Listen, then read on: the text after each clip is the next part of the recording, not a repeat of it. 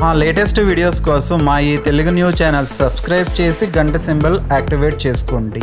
ఈ నెల 6న వైశాఖ అమావాస్య రోజు శని జయంతి రాబోతుంది. ఈ రోజే పంచగ్రహ కూటమి కూడా ఏర్పడబోతోంది. ఇది చాలా పవర్ఫుల్ రోజు. శనిదేవుడికి ఎంతో ఇష్టమైన రోజు. వైశాఖ అమావాస్య నాడు శనిదేవుడు పుట్టాడు. అందుకే ఇది శనిదేవుడికి ఎంతో ఇష్టమైన అమావాస్య అని శాస్త్రాలు చెప్తూ ఉన్నాయి. జ్యోతిష్య శాస్త్రం ప్రకారం 9 గ్రహాలలో శనికి ప్రత్యేక స్థానం ఉంది. ఒక వ్యక్తిని శిక్షించటం లేదా ఆశీర్వదించటం కోసం శని అనుగ్రహం తప్పనిసరి అని జ్యోతిష్య శాస్త్రం చెప్తుంది. పురాణాల ప్రకారం ఛాయాదేవి సూర్యదేవుడు కుమారుడైన శనిదేవుడు వైశాఖ మాసంలోని అమావాస్య రోజున జన్మించాడు. అందుకే వైశాఖ మాసంలోని అమావాస్య రోజున శని జయంతిని జరుపుకునే సాంప్రదాయం ఉంది. శనిదేవుడిని న్యాయదేవుడు అంటారు. కర్మకు అధిపతి శని మానవులు చేసే పనుల ప్రకారం ప్రతిఫలాన్ని ఇస్తాడు. మానవ జీవితంపై శనిదేవుడి ప్రభావం చాలా అధికంగా ఉంటుంది. నిజానికి శని భగవానుడు మనసారా పూజించి ఆరాధించే భక్తులను కష్టాల నుంచి గట్టెక్కించే కలంకము లేని కరుణామూర్తి. శనిదేవుడు నీతిమంతుడు. చెడు చేస్తే చెడు ఫలితాలు, మంచి చేస్తే మంచి ఫలితాలు తీసుకురాగలవాడు. కాబట్టి తప్పులు చేయని వారు శనిదేవుణ్ణి చూసి భయపడవలసిన పని లేదు. ఎందుకంటే శనిదేవుడు ఎవ్వరినీ అనవసరంగా హింసించడు. శనీశ్వరుడి నామంలో శని, ఈశ్వరుడు అనే శబ్దం రావడంతో ఈయన కూడా పరమేశ్వరుడిలాగా వెంకటేశ్వరుడిలాగా మనల్ని అనుగ్రహిస్తాడని శాస్త్రాలు చెప్తూ ఉన్నాయి.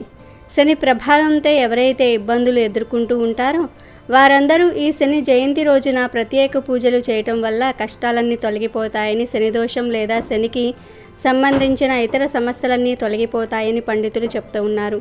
శనిదేవుణ్ణి ప్రసన్నం చేసుకోవడానికి, శనిదోషం నుండి బయటపడేందుకు శని జయంతి ప్రత్యేకమైన రోజుగా పరిగణించబడుతోంది.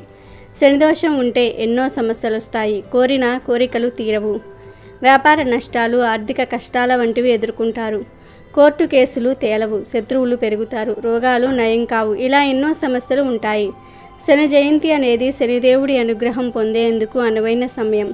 ఈ రోజున శనిదేవుడిని అతనికి ప్రీతిపాత్రమైన నీలం రంగు పువ్వులు, సెమి ఆకులు, నల్ల నువ్వులు, నువ్వుల నూనె వంటి వాటితో పూజించాలి. ఫలితంగా శనిదోషం, శని ప్రభావం పోతుంది. శని జయంతి నాడు ఏదైనా శనీశ్వరాలయానికి వెళ్ళి శనిదేవుడికి నమస్కరించాలి. ఓ గిన్నెలో నువ్వుల నూనె వేసి అందులో ప్రతిబింబాన్ని చూసుకొని దానం చేయాలి. ఇలా చేస్తే శనిదోషం పోతుంది. శనిపీడ పోవాలంటే శనిదేవుడికి నువ్వుల నూనెతో అభిషేకం చేయాలి. ఇక శనిదేవుడి పుట్టినరోజు అయినా శని జయంతి రోజు ఏం చేసినా చేయకపోయినా ఈ చెట్టును ముట్టుకుంటే చాలు శనిదోషాలు పోతాయి. రాహుదోషాలు, గ్రహదోషాలు కూడా పోతాయి. మీకు ఉండే కష్టాలన్నీ తొలగిపోతాయి. మీరు కోట్లకు పరగలెత్తుతారు. మీ జీవితం అద్భుతంగా మారుతుంది. వద్దన్న ఐశ్వర్యం వస్తుంది. సుడి తిరిగిపోతుంది అని పండితులు చెప్తూ ఉన్నారు. మరి శని జయంతి రోజు ఏ చెట్టును తాకాలి అనే విషయాన్ని ఇప్పుడు మనం ఈ వీడియోలో వివరంగా తెలుసుకుందాం. ఫ్రెండ్స్, ఫస్ట్ అయితే ఈ వీడియోకి ఒక లైక్ కొట్టి మా ఛానల్ని సబ్స్క్రైబ్ చేసుకుని మాకు సపోర్ట్ చేయండి. వైశాఖ అమావాస్యతో కలిసి వస్తున్న శని జయంతి రోజు మీరేం చేసినా చేయకపోయినా శుచిగా స్నానం చేసుకుని దగ్గరలో ఎక్కడైనా సరే జమ్మి చెట్టు ఉంటే ఆ చెట్టు దగ్గరకు వెళ్ళి 11 సార్లు చెట్టును ముట్టుకోండి. ఇలా ముట్టుకుంటే శని దోషాలు, రాహుకేతు దోషాలు పోతాయి. శనిదేవుడు అనుగ్రహం కలుగుతుంది. సకల ఐశ్వర్యాలు సిద్ధిస్తాయి. కష్టాలు పోతాయి.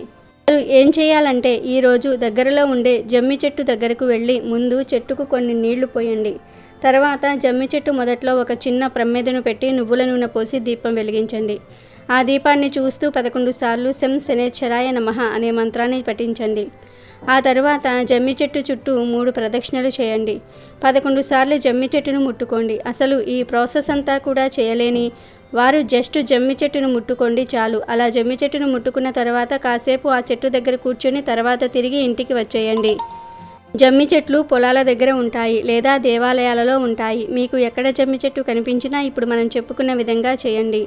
ఇలా చేస్తే మీకు ఉన్న శని దోషాలు, రాహుకేతు దోషాలు, నవగ్రహ దోషాలు పోతాయి. కోట్లకు పడగలెత్తుతారు. మీ జీవితం మారిపోతుంది. జమ్మి ఆకులంటే శనిదేవుడికి చాలా ఇష్టం. జమ్మి చెట్టు ఆకులనే సెమి పత్రం అంటారు. జమ్మి చెట్టు భారతీయులకు కొత్తేమీ కాదు. భారత ఉపఖండంలో ఈ వృక్షం ఉద్భవించింది. జమ్మి చెట్టు ఎలాంటి ప్రాంతాలలో అయినా సరే త్వరగా పెరుగుతుంది. నీటి లభ్యత పెద్దగా లేకున్నా చాలా తక్కువ కాలంలో పెరిగేస్తుంది. అందుకే దాదాపు ఎడారి ప్రాంతమైన రాజస్థాన్ మొదలుకొని వర్షపాతం తక్కువగా ఉండే తెలంగాణ ప్రాంతం వరకు ఉండే ప్రజలకు జమ్మి చెట్టు గురించి బాగా తెలుసు. పట్నం వాసులకు జమ్మి చెట్టు గురించి పెద్దగా తెలియకపోవచ్చు. కానీ రైతులకు, గ్రామీణ ప్రాంతాల ప్రజలకు జమ్మి చెట్టు అంటే ప్రాణం. జమ్మి చెట్టు ఆకులు, కొమ్మలు పశువులకు మేతగా చాలా ఉపయోగపడతాయి. చెట్టులోని ప్రతి భాగాన్ని నాటు వైద్యంలో ఔషధాలకు వాడుతూ ఉంటారు. ఈ చెట్టు నుండి వచ్చే గాలి పీల్చిన మనం జమ్మి చెట్టు చుట్టూ ప్రదక్షిణలు చేసిన ఆరోగ్యం బాగుంటుందని పెద్దలు నమ్ముతూ ఉంటారు. అందుకే వినాయక చవితి పండుగ నాడు పూజించే విసంతి పత్రాల్లో జమ్మి పత్రాన్ని కూడా చేరుస్తూ ఉంటారు. పాండవులు అరణ్యవాసం వెళ్ళేటప్పుడు వారి యొక్క ధనస్సు, విల్లంబులు, గద మొదలగు ఆయుధములను వెళ్ళేదారిలో జమ్మి చెట్టు మీద పెట్టి వారు మళ్ళీ తిరిగి వచ్చే వరకు వాటిని కాపాడమని జమ్మి చెట్టుకు మొక్కి వెళ్తారు. అలా అరణ్యవాసం ముగియగానే అదే చెట్టు వద్దకు వెళ్ళి పూజలు చేసి వారి వస్తువులను తిరిగి తీసుకుంటారు. తిరిగి రాగానే కౌరవుల మీద విజయం సాధించి రాజ్యాధికారం సాధిస్తారు. జమ్మి ఆకుల నుండి పసరు తీసి దానిని పుళ్ళు ఉన్న చోట రాస్తే కుష్ఠివ్యాధి సైతం నశిస్తుంది. కాబట్టి మీరు కూడా శని జయంతి రోజు జమ్మి చెట్టును ముట్టుకొని శుభ ఫలితాలను పొందండి. శనిదేవుడి అనుగ్రహంతో సంతోషంగా జీవించండి. మనలో చాలామంది శనిదేవుని పేరు చెప్తే తెగ భయపడిపోతూ ఉంటారు. ఎందుకంటే శని ప్రభావం పడితే తమకు ఇబ్బందులు తప్పవని నమ్ముతూ ఉంటారు. జ్యోతిష్యం ప్రకారం మకరము, కుంభరాశులకు శనిదేవుడే అధిపతిగా ఉంటాడు. హిందూ మత విశ్వాసాల ప్రకారం ప్రతి ఒక్క కర్మకు ఏదో ఒక ఫలితం ఉంటుంది. మంచి కర్మలకు మంచి ఫలితాలు, చెడు కర్మలు చేస్తే చెడు ఫలితాలు వస్తాయి. ఇవన్నీ సక్రమంగా సాగేలాగా శనిదేవుడే బాధ్యత వహిస్తూ ఉంటాడు. శని కఠినమైన క్రమశిక్షణ, న్యాయం, నిజాయితీ లక్షణాలను కలిగి ఉండే వారికి శుభ ఫలితాలను ప్రసాదిస్తాడు. ఇవేవీ లేని వారిని మాత్రం కఠినంగా శిక్షిస్తాడు. శనిదేవుడు క్రమశిక్షణ, స్వీయ నియంత్రణతో సంబంధం కలిగి ఉంటాడు. స్వీయ క్రమశిక్షణ సూత్రాలను అనుసరించేవారు శనిదేవుని ప్రతికూల ప్రభావాల నుంచి తప్పించుకోవచ్చు. అంతేకాదు సంతోషకరమైన జీవితాన్ని గడపవచ్చు. ఈ విషయంలో శనిదేవుడు చాలా ధర్మబద్ధంగా వ్యవహరిస్తాడు. శనిదేవుడు వైశాఖ అమావాస్య నాడు జన్మించాడు. దీనిని శని జయంతిగా జరుపుకుంటారు. ఈ రోజున కొన్ని పరిహారాలు చేయటం ద్వారా శనిదేవుని అనుగ్రహం పొందవచ్చు. ఈ రోజు నవగ్రహ ఆలయానికి వెళ్ళి శనిదేవునికి నువ్వులు సమర్పించి నువ్వుల నూనెతో అభిషేకం చేస్తే శని దోషాల తీవ్రత తగ్గుతుంది, శని అనుగ్రహం కలుగుతుంది. హిందూ జ్యోతిష్య శాస్త్రం ప్రకారం శనీశ్వరుడు నవగ్రహాలలో ఒక గ్రహం. సకల జీవులకు ప్రత్యక్ష దైవం కాబట్టి సూర్య భగవానుడికి అతని రెండవ భార్య ఛాయాదేవికి పుట్టిన సంతానం శని. ఆయనకు ఛాయాపుత్రుడు అనే పేరు కూడా ఉంది. జీవుల జాతక చక్రాలపైన తన ప్రభావాన్ని ఎలా చూపబోతూ ఉన్నాడో అని నిరూపించడానికి ఆయన జననం అమావాస్య రోజు సూర్యగ్రహణంలో జరిగింది.